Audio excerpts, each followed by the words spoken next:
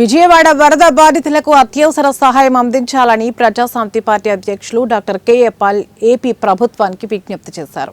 ముందుగా లోతట్టు ప్రాంతాల ప్రజలను సురక్షిత ప్రాంతాలకు తరలించాలన్నారు. లేకుంటే ముంపు బాధితులకు తీవ్ర విషజ్వరాలు, అంటువ్యాధులు ప్రబలే అవకాశం ఉందన్నారు. దీనిపై తక్షణమే సీఎం చంద్రబాబు, ఉప ముఖ్యమంత్రి పవన్ కళ్యాణ్ అధికారులు చర్యలు తీసుకోవాలని డాక్టర్ కెఏ పాల్ విజ్ఞప్తి చేశారు.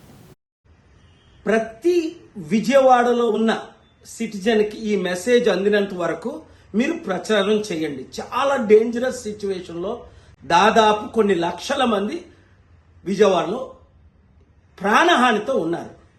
ఇప్పుడు వరకు చనిపోయింది కొన్ని వందల మంది అని, కొందరు 2300 అని. నేను నిన్న ఈరోజు ఉన్న ఎక్స్పీరియన్స్ తో చెప్తున్నాను.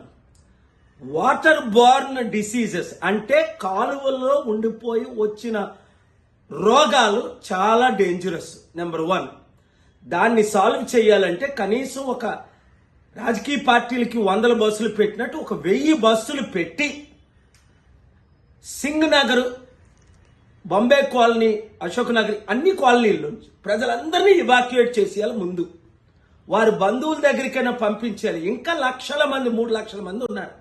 ఫస్ట్ పాయింట్, వారికి ఇమీడియట్ మెడికల్ ట్రీట్మెంట్ ఇప్పించాలి. 2, డీహైడ్రేషన్ అయిపోయారు అంటే నీళ్లు లేక 190% ప్రజలకు మంచి నీళ్లు లేవు. అన్ని కాలనీలు నేను తిరిగాను కదా బోట్లో, చాలా dangerous situation.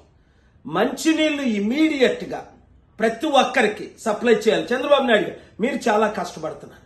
I appreciate. 75 years age లో మీరు ఇలా తిరుగుతున్నారు.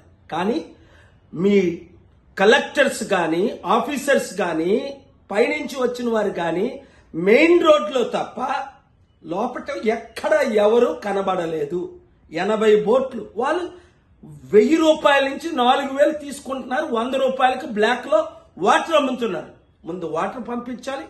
లేదా మీరు నాకు అవకాశం ఇస్తే, మీరు అన్నారు కదా అప్పుడు డాక్టర్ పాల్ దగ్గర, డేవిడ్ రాజ్ దగ్గర నేర్చుకోమని 1995లోనో 97లోనో మీరు ముఖ్యమంత్రిగా ఉన్నప్పుడు కలెక్టర్స్ మీటింగ్ లో.